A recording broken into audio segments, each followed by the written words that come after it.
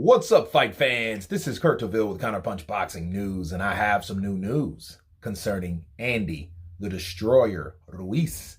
Get this, Andy Ruiz Jr. wants to avenge amateur loss against avoided heavyweight.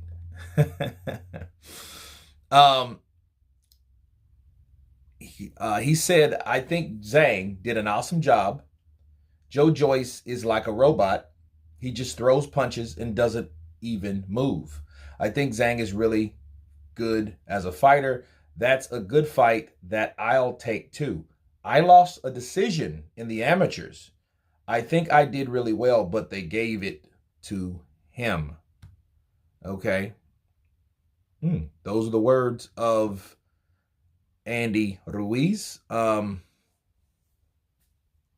let me counterpunch. I don't really think that was necessarily a call out, especially from Andy, because, you know, Andy hasn't fought since when? Ortiz. He hasn't fought since Ortiz. And since he hasn't fought since that fight, you have to wonder how serious he is about fighting anybody. You know, for just him saying, oh, yeah, I think Zhang is a really good fighter. That's a good fight that I'll take too. Well, okay, who's sending any contract to the avoided fighter? Who's doing that? You know, what's his daddy doing? You know what I mean? Is his father sending the contract over? Are they trying to make these fights happen? Or they're just bumping their gums? You know?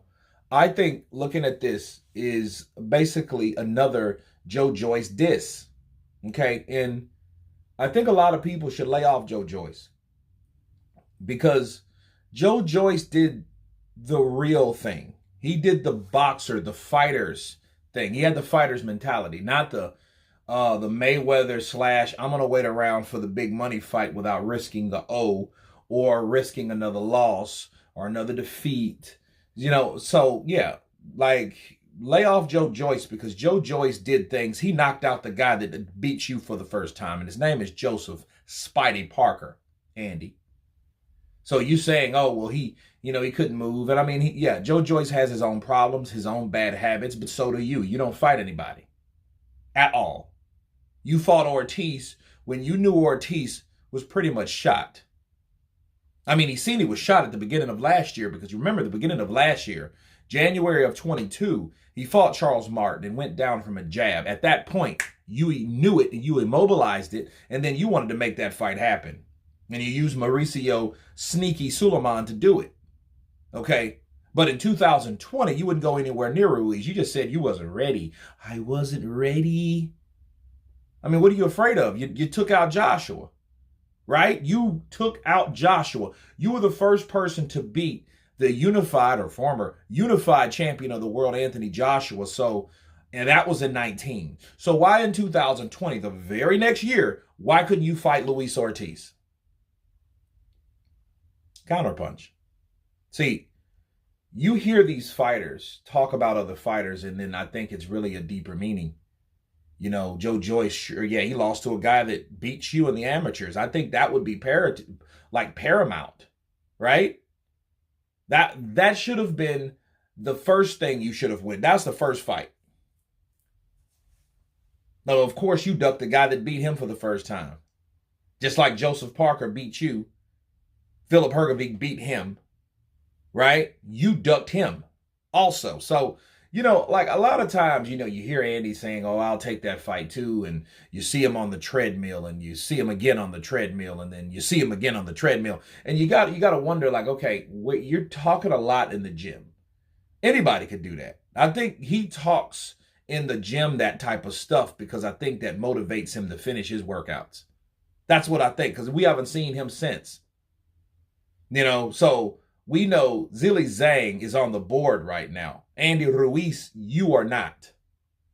So him saying that, oh, I'll take the fight too, that doesn't really convince me that you want the fight, especially if your father, the manager, is supposed to be sending out offers or any type of transaction, negotiation for a fight. So we haven't saw that at all. So, again, I don't believe Andy Ruiz. I just think he was dissing Joe Joyce. But nonetheless, would I like to see it? Sure, I would like to see it. But with Andy Ruiz, you don't know what you're really going to get.